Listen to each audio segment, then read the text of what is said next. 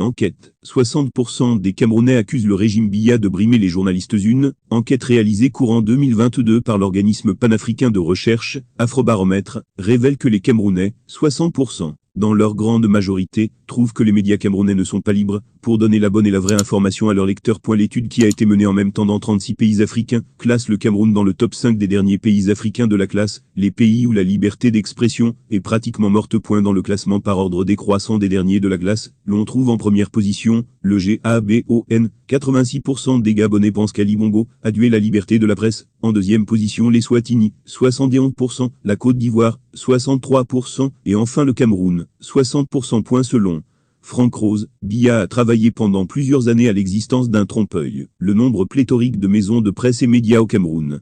Il le voulait ainsi afin d'inventer et d'infiltrer facilement ses propres journalistes dans la sphère médiatique camerounaise, qui fut, dans les années 90, fortement et ouvertement opposée à son pouvoir. Ce sont des journalistes tels que M. Zebaz, M. Mana et d'autres qui ont, en faisant tout simplement leur travail, motivé cette posture honteuse de M. Biya, résolument hostile aux médias objectifs et aux directeurs de publications libres, dans le choix de la ligne éditoriale et dans le traitement de l'information, ajoute-t-il. Selon Reporters sans frontières, RSF, malgré le nombre important d'organes de presse, 500, la production d'une information indépendante et critique reste un parcours du combattant au Cameroun.